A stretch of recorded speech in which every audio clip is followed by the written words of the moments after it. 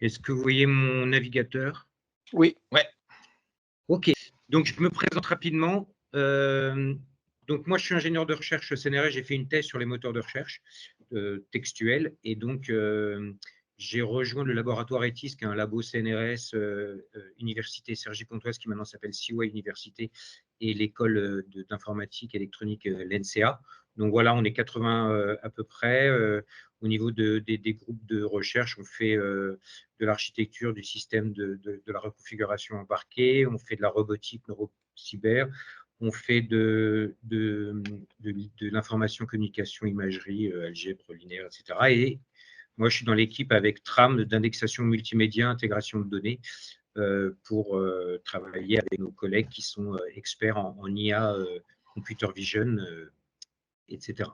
Donc moi, comme je suis ingénieur de recherche, j'ai très vite compris que nos chercheurs étaient très segmentés, c'est-à-dire que quelqu'un qui est très fort en computer vision n'est pas très expert en NLP, et pareil pour l'analyse du son. Donc je me suis dit, faisons une plateforme multimodale, d'indexation multimodale, pour indexer toutes les recherches en IA sur toutes les modalités. Et évidemment, la vidéo, c'est un super jeu, un terrain de jeu, puisqu'on a toutes les modalités à l'intérieur. Donc, l'université m'a proposé de monter une start-up, Deep Tech. Donc, on a levé 350 000 € pour faire un projet issu du laboratoire ETIS. On a été labellisé par RISE, qui labellise 10 startups sur 100 à peu près par an. Donc, on va dire qu'on a deux tutelles. On a l'ASSAT Erganeo qui nous a financé et le CNRS Innovation qui nous présente plein de gens. Voilà, donc vous retrouverez sur Sequentia des papiers du CNRS, notamment. On a deux Sequentia, on va dire. On a un Sequentia Sport qui permet d'analyser tous les gestes, les différents mouvements de nos sportifs.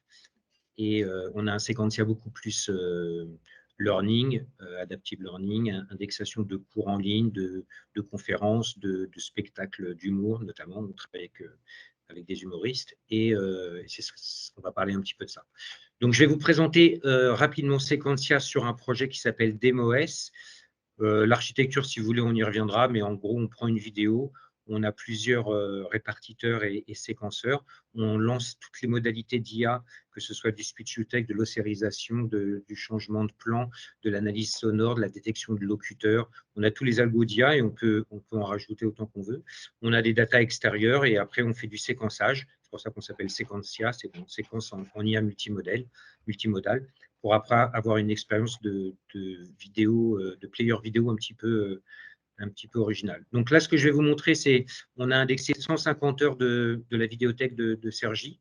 Ça fait 90 heures de contenu vidéo pour 9000 extraits vidéo, des moments forts, des highlights. Et ça, c'est intéressant, c'est que c'est des extraits qui sont automatiques. Donc, on fait de la déréalisation, du démontage.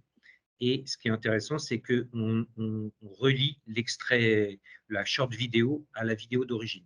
Ça va permettre de faire des zappings de plein de cours. Par exemple, si on veut avoir des notions de thermodynamique, on va aller pouvoir piocher sur beaucoup d'explications de professeurs. Et quand un extrait nous intéresse, de façon intuitive, on va pouvoir prolonger. Donc, ce qu'on sait faire, c'est des formulaires de recherche un peu intelligents avec du IND et du OR qu'on va transformer en search rank. On fait de la recherche par similarité d'image. On a un second écran en savoir plus où on va faire du titrage, chapitrage automatique grâce à l'IA générative. Donc là, pour l'instant, on utilise du Llama 3. On regarde Mistral, on regarde tous les open source. On a aussi une version ChatGPT pour voir, et aussi Gemini. Donc, on essaie de faire un peu du multi-LLM pour voir un petit peu.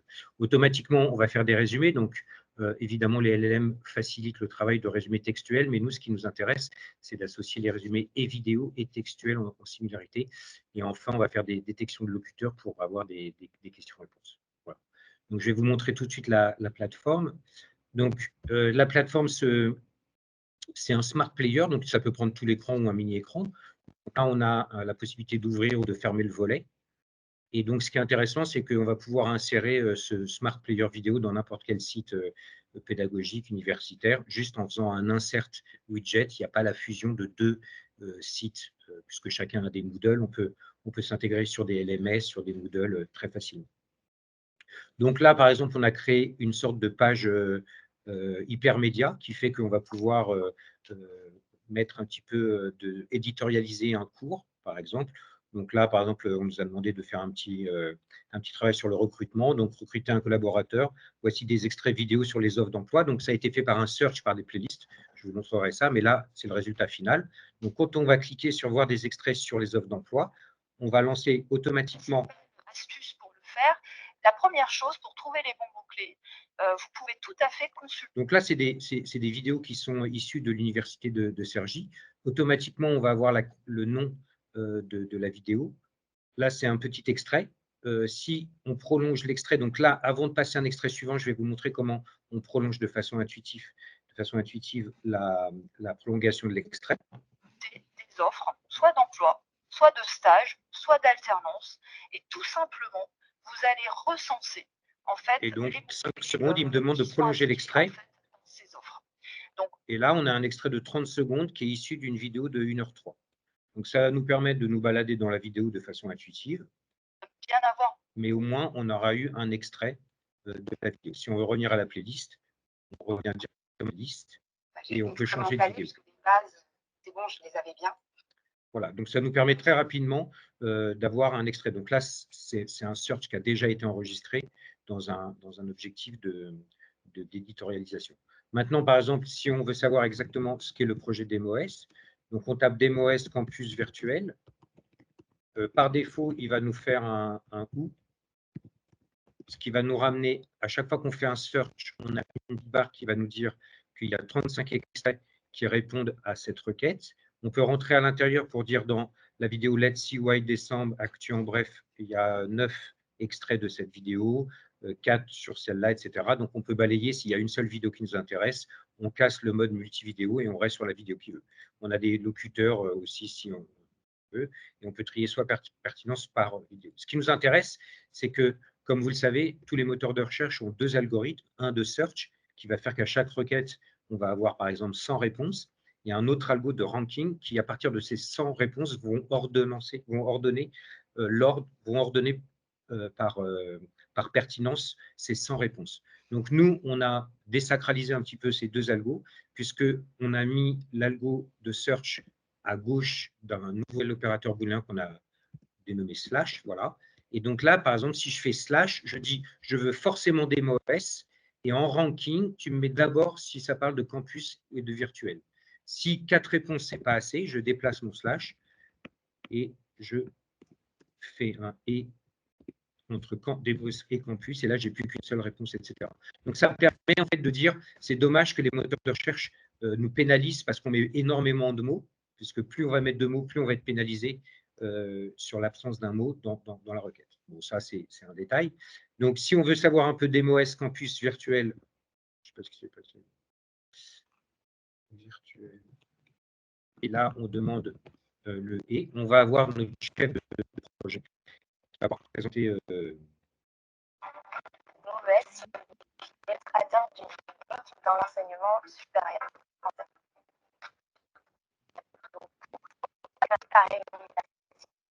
Ce projet. Alors, attendez, j'ai des problèmes de ressources mémoire, je vais couper des choses là. Vous m'entendez toujours? Ouais. J'ai beaucoup d'applications ouvertes. Ma machine qui rame un peu.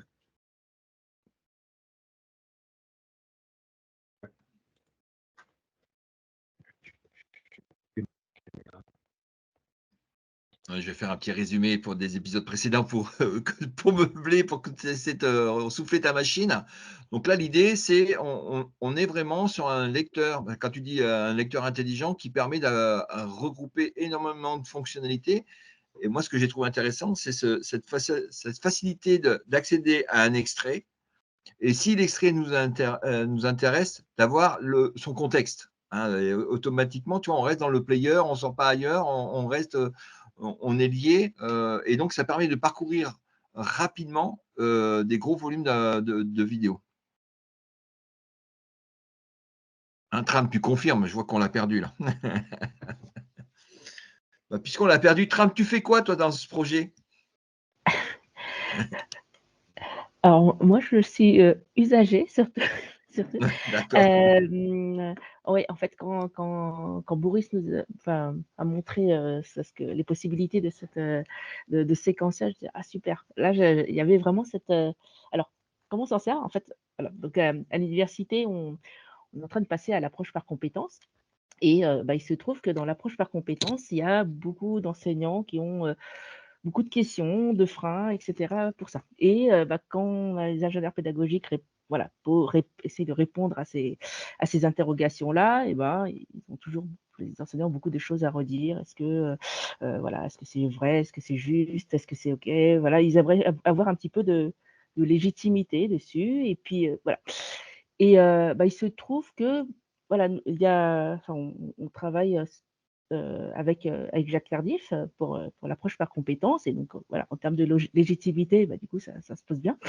Euh, et, euh, et donc, voilà, l'idée, c'était de se dire, voilà, puisqu'on a pas mal d'enregistrements qui se sont faits,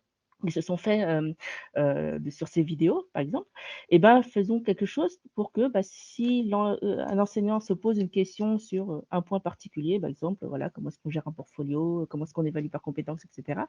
Et voilà, par séquentiel, les extraits pertinents donnés par, une personne qui fait autorité pourraient en fait être montrés aux enseignants.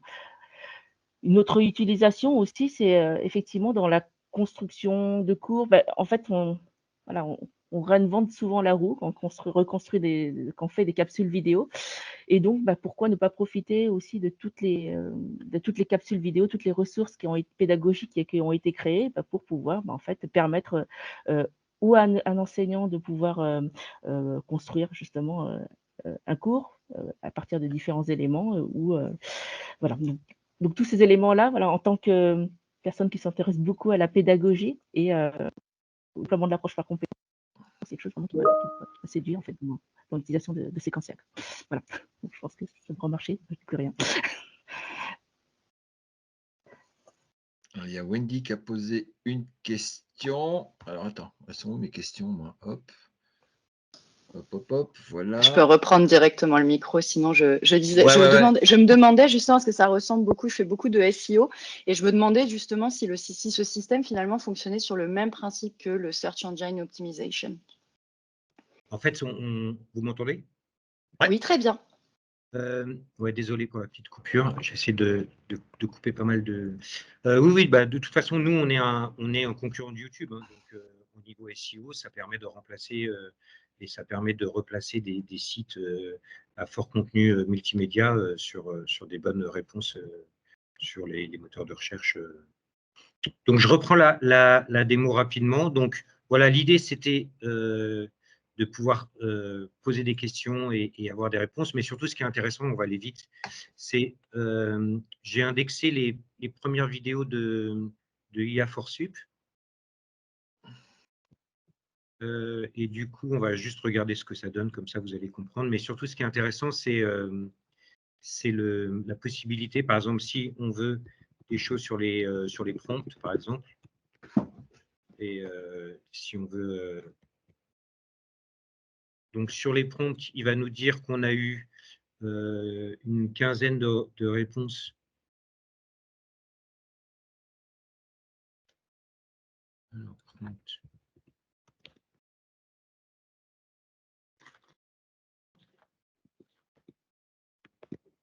Oui, il y a 26 réponses qui sont réparties sur…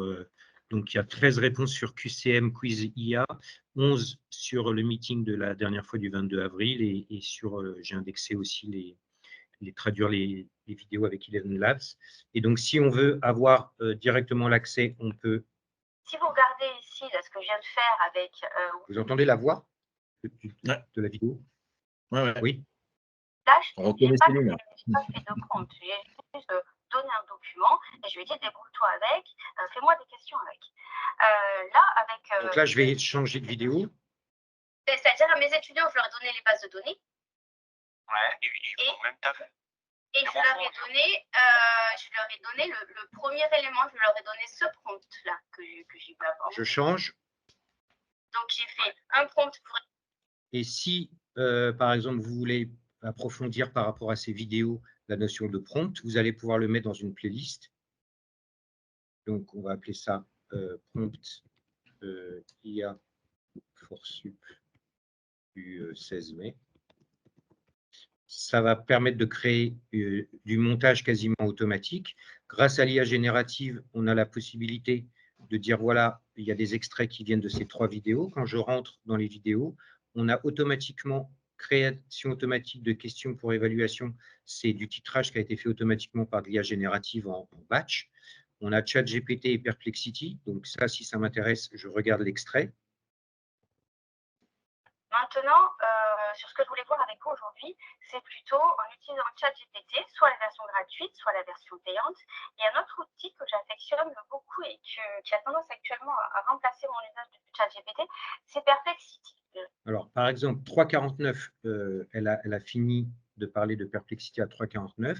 Je vais faire un petit montage rapide. Je vais dire, je vais récupérer de 3.34 à 3.49. Et même, elle a parlé un petit peu, on va raccourcir juste pour vous montrer l'effet de montage. Donc là, je vais dire que je commence à la 40e seconde.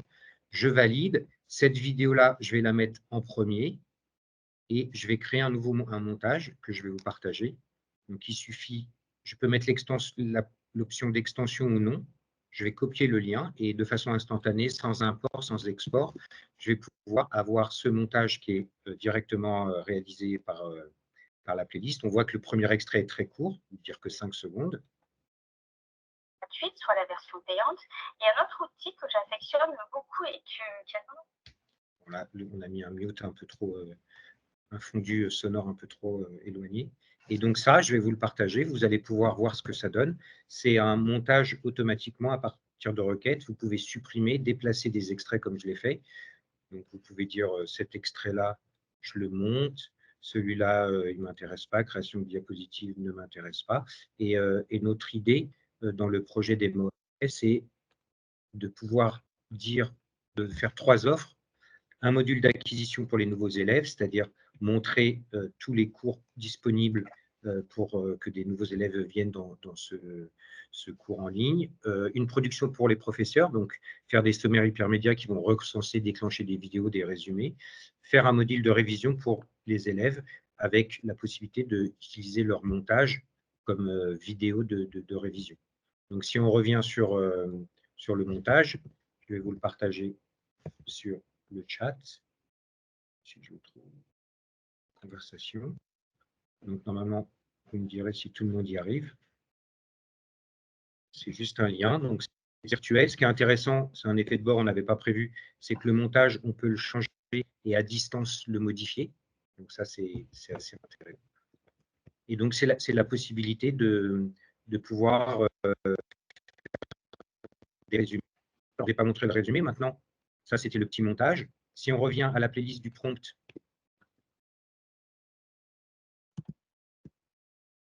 donc on revient à la playlist, on a nos 26 séquences. Si on recommence la première séquence, Si vous regardez ici, là, ce que j'ai... cette vidéo qui s'appelle Générer des QCM et quiz avec l'IA, on a généré automatiquement un titre sur cet extrait. Woosplash contre ChatGPT crée un prompt efficace. Donc, c'est la synthèse que notre IA générative a conçue. Si on veut en savoir plus, on appuie sur ce bouton qui est le résumé vidéo. Et automatiquement, on va avoir, là, on est en train de le développer, le résumé textuel qu'on est en train d'améliorer sur toute la vidéo, mais aussi la possibilité d'avoir 6 minutes 5 sur une vidéo qui fait 28 minutes de cette vidéo-là. Donc, je voulais partager. Donc, ce n'est pas vraiment un résumé, on va dire que c'est une compilation, un peu comme les chapitrages DVD, qui nous permet d'avoir très rapidement les moments les plus forts de la vidéo et de pouvoir les compléter si on veut passer d'un extrait à l'autre, si on veut passer par la vidéo originale. Et pour Boris, finir, avant que tu finisses, il y a Gérard qui lève la main depuis un bout de temps. Gérard, je te laisse poser une question. C'est pas une question?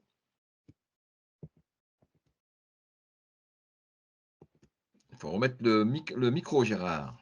Hop, hop, hop. Ah ben, écoute, bon, bah, je te laisse finir.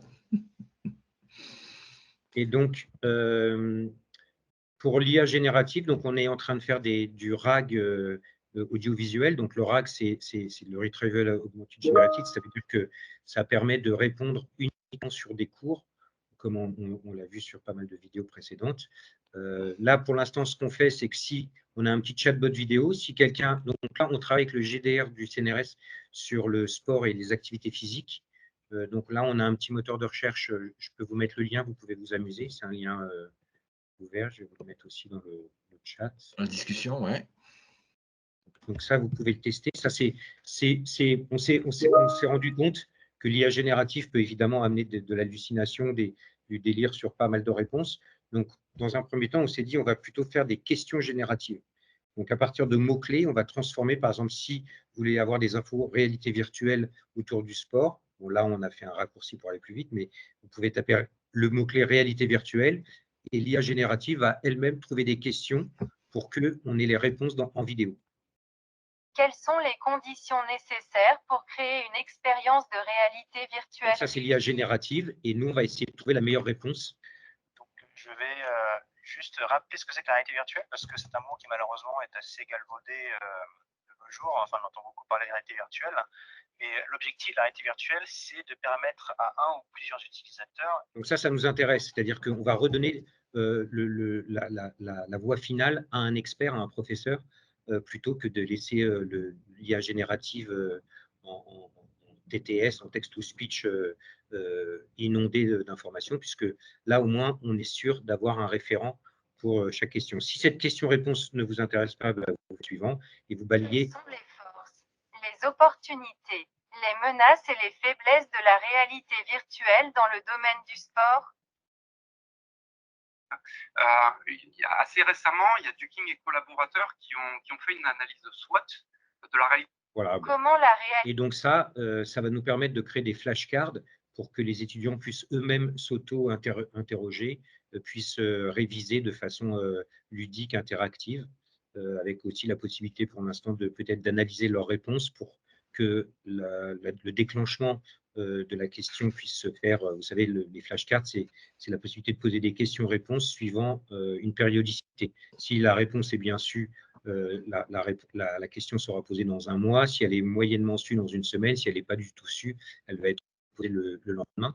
Et donc là, l'idée, ça serait carrément de faire quelque chose d'automatique pour analyser si la réponse est plutôt moyenne, bonne ou mauvaise, pour que l'étudiant puisse lui-même s'amuser à s'auto-interroger. Voilà, j'ai fait vite. Après, pour ceux qui veulent plus de détails, on peut faire des visios plus one-to-one, puisque l'idée, c'est que DemoS, c'est un projet pour toutes les universités françaises. Donc, on est financé par l'ANR. Et donc, on a vocation à partager nos travaux de CY avec nos collègues de toutes les universités. Donc, c'est une version qui pourra aussi être testée si vous avez des cours en ligne bien construits. Là, par exemple, on est approché par l'université numérique qui a des vidéos très, très pédagogiques, très images, enfin, très animation. Voilà. Donc, je suis à votre dispo déjà pour répondre aux questions là. Et puis, comme l'a dit Tram, on travaille sur l'approche par compétences. Donc, tous nos responsables pédagogiques sont en train de faire des playlists, comme vous avez vu, pour essayer de faire une foire aux questions audiovisuelles pour que nos collègues professeurs qui se posent des questions sur les portfolios, d'ailleurs, on va indexer les portfolios de Christophe, qu'on a trouvé super intéressant, pour justement ne pas toujours redire la même chose et qu'on avance tous ensemble et que les choses qui sont déjà actées puissent être accessibles directement en mode vidéo. Ouais, merci Boris. Alors, pour la petite histoire, moi j'avais fait une formation sur l'école doctorale de la Polynésie. C'est un portfolio spécifique pour les doctorants, dans le cadre de la loi qui oblige chaque doctorant à avoir un portfolio. Christelle, je vois que tu as une question. Oui, c'est super comme outil. Moi, ça me plaît beaucoup. Est-ce que c'est un outil qui est déjà disponible pour les universités? Si oui, est-ce que c'est facile à installer? Est-ce que ça a un coût? Bref, si on est intéressé, voilà, comment ça se passe? Alors, moi, je suis en train d'essayer de négocier une version R&D pour le monde de la recherche et de l'université. Donc ça, c'est surtout pour faire des tests, pour essayer de voir les améliorations. On a aussi la possibilité de faire des exports Word à partir de en ligne. Donc ça, c'est aussi des choses qui peuvent être testées. Après, si vous voulez vraiment que ce soit une version qui soit intégrée à Moodle, qui soit vraiment opérationnelle pour tous les étudiants, avec là, on passera plutôt en mode plutôt de la R&D vers la licence industrielle.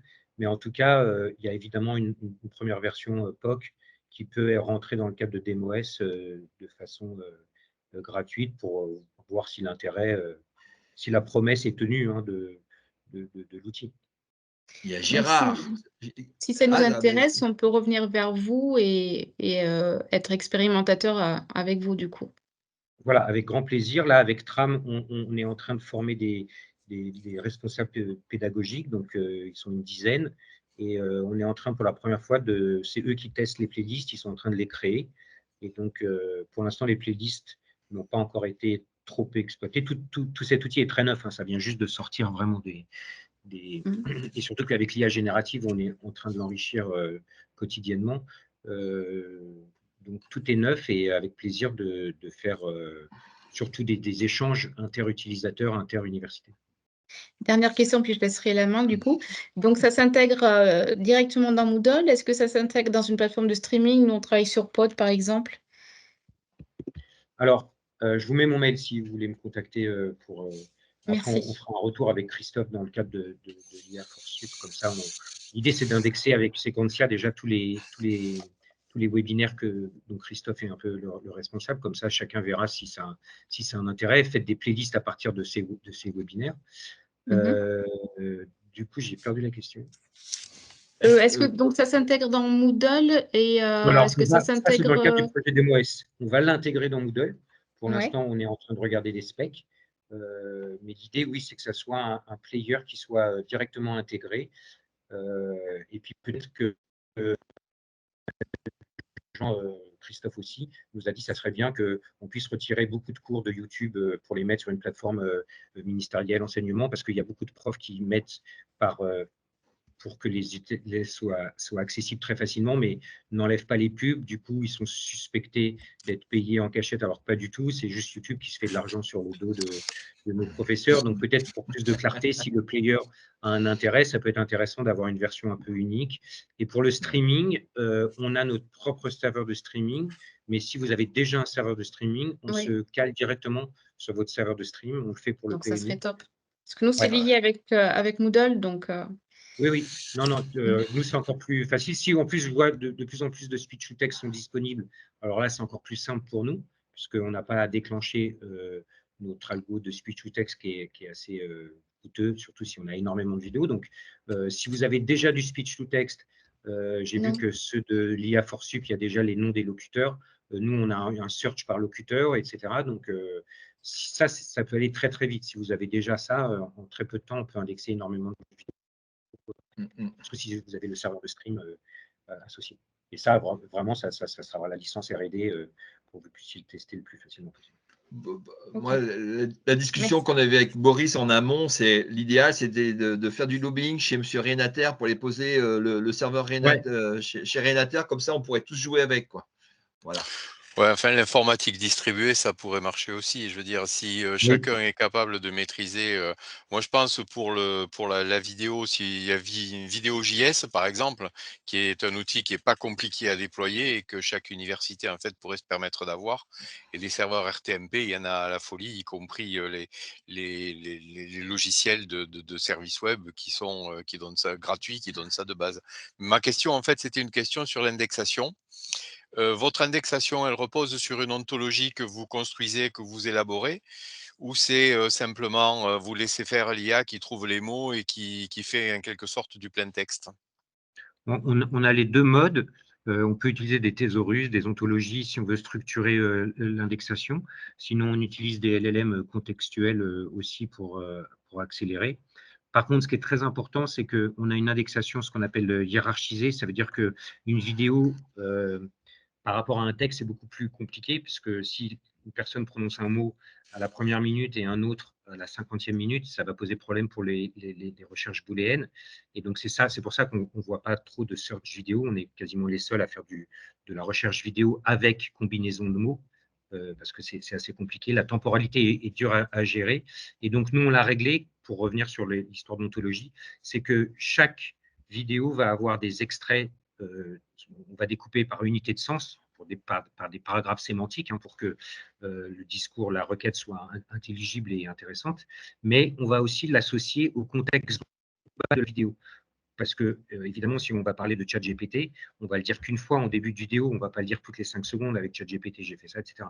Donc, si la personne tape ChatGPT prompt et au moment où la pertinence devrait sortir, si on n'a pas ce contexte de la vidéo, voilà. Donc, c'est beaucoup plus compliqué qu'un texte écrit, le search vidéo, puisque l'oralité fait qu'il y a des incises, il y a des changements de locuteur, enfin, ça part de partout. Quand on lit du speech to text, faites l'exercice, vous verrez que c'est quasiment incompréhensible. D'ailleurs, YouTube, depuis très peu de temps, vient de mettre la transcription disponible. Elle est très cachée. C'est un jeu de piste pour la trouver. Et vous verrez que, alors que ça a l'air intuitivement intéressant d'avoir le speech to text et la vidéo côte à côte, et en fait, c'est marrant 5 minutes, mais au bout de 10 minutes, on n'en peut plus, parce que la lecture d'un speech to text n'est pas du tout agréable. Quand on parle, il y a évidemment la voix, enfin, je ne vais pas vous apprendre, mais il y a toutes les modalités qui fait que plus que des thésaurus, des ontologies, de la segmentation sémantique, d'indexation, il y a aussi cette réflexion de découper des extraits sémantiques et avoir ce relation locale globale sans arrêt, contexte, spécificité et contextualisation de chaque extrait d'un cours en ligne. Et ce qui est sympa aussi, c'est que comme on ossérise tout ce qui est à l'écran, ça va permettre d'auto-corriger le speech to text avec l'ossérisation, parce que le speech to text aujourd'hui, c'est 80% d'accuracy. Hein. Sur 100 mots, il y a quand même 20 erreurs, ce qui est quand même énorme. Vous avez essayé Whisper pour voir ce que ça faisait, parce que ça tombe Alors, à moins de 2%, quoi, Whisper, c'est fou. On utilise Whisper. Whisper, tous les jours, change les paramètres, les attributs. Donc, nous, on est spécialiste Whisper. Hein. Aujourd'hui, on a testé tous les speech to text de la planète. Il y a encore 4 ans, on devait payer 10 € de l'heure. Il y a 3 ans, on devait payer 1 € de l'heure. Après 0,1 €. Et grâce à Whisper OpenAI, on peut utiliser de façon business la licence Whisper. Et du coup, elle est assez incroyable, mais elle est très, très… comme l'IA générative, hein. Des fois, ça part en hallucination, ça part en vrille.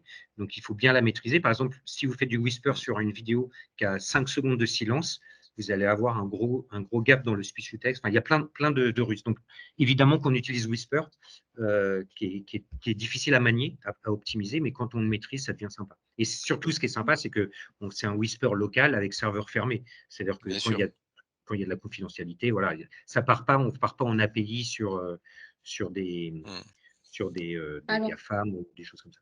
Et vous avez Nous, à essayé les Saint-Étienne, on l'a extensions? adapté. Pardon. Nous, à Saint-Étienne, effectivement, on a adopté Whisper dans notre plateforme de streaming. Donc là, il est vraiment en prod. Je l'ai testé plusieurs fois, donc c'est plutôt convaincant par rapport à Voz qu'on avait avant. Ouais. Et c'est notre collègue de la DNU, voilà, qui a réussi à le coupler avec Pod, qui est notre plateforme de streaming. Nous, on est assez contents pour le moment, même s'il y a quand même encore quelques erreurs, mais c'est un mieux.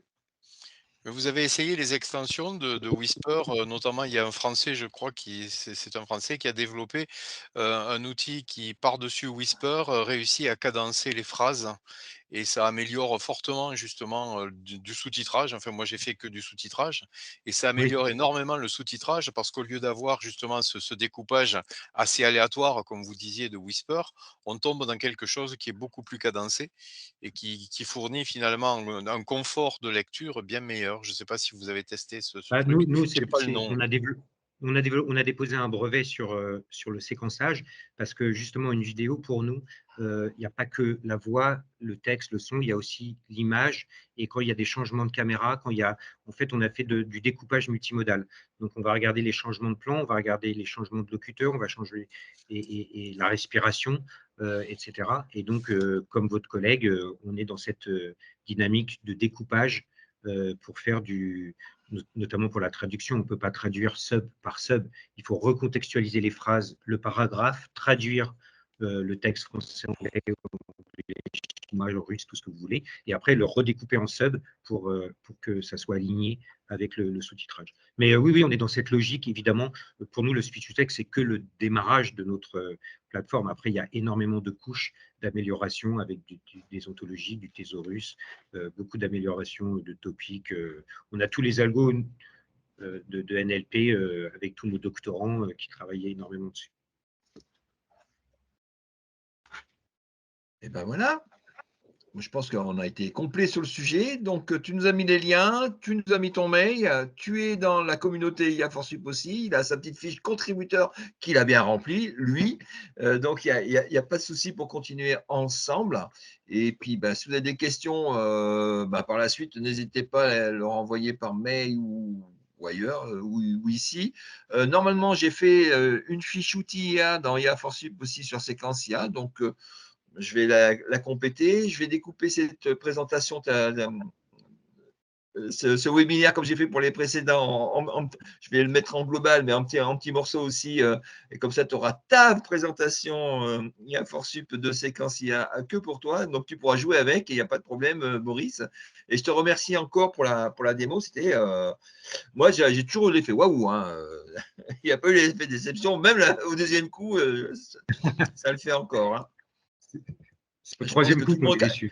Et quand je vois Gérard sourire, je veux dire que tu as fait fort parce que c'est pas souvent que je le vois sourire. Il est toujours grincheux, tu sais, c'est un peu le gars. Non, mais ça va pas, c'est pas comme ça qu'il faut faire. Et là, il a un gros sourire, c'est très très rare, c'est très bon signe. Toi, c'est le crash test. Tu as passé Gérard, c'est bon, tu peux aller partout maintenant. Non, mais avec plaisir. De toute façon, on va indexer toutes les vidéos de IA4Sup et comme ça, chacun pourra faire des playlists et on pourra voir ce que ça donne pour ceux qui veulent présenter des playlists, des montages qu'ils auraient fait des différents webinaires de IA4Sup. Ouais, moi, je pense que tu auras vite David sur le dos qui va t'envoyer des vidéos d'astronomie qu'il fait ou des documents qui l'intéressent. Je pense qu'il va y avoir de quoi remplir. Hein. N'est-ce pas, David? Mets ton micro. Hein. Je dis, c'est bien possible, effectivement. Avec plaisir. Ouais. Ok. Eh ben, merci. On a un peu dépassé l'heure, mais ça, avec Boris, j'ai dit c'est foutu. On a eu la chance, entre guillemets, que la dame qui devait nous présenter ChatGPT, BlueGPT ou je ne sais plus quel produit, m'a posé un lapin, nous a posé un lapin. Donc, du coup, merci Wendy pour cette présentation. On continuera à creuser tes données. Hein. J'espère qu'on pourra mettre tout ça en ligne. Merci Boris et Tram qui a improvisé aussi son petit speech. Et puis, merci à tous. On continue à se revoir le mois prochain. Je n'ai plus la date en tête, mais on se revoit bientôt. C'est déjà complet le programme. Hein. Il y a déjà plein de choses à faire. Et puis, pendant ce temps-là, n'hésitez pas à rajouter plein d'infos dans les bases de données qui se remplissent. Je ne sais pas si on arrivera à tout suivre. S'il y a quelqu'un qui a quelque chose à dire, c'est maintenant avant que je coupe. Non, c'est tout bon? Bon, on va arrêter là alors. Eh ben, merci Evelyne. À la prochaine tout le monde. Ciao, ciao. Merci Christophe. Merci beaucoup. Merci. À très bientôt. Au revoir. Merci Christophe. Merci, au revoir.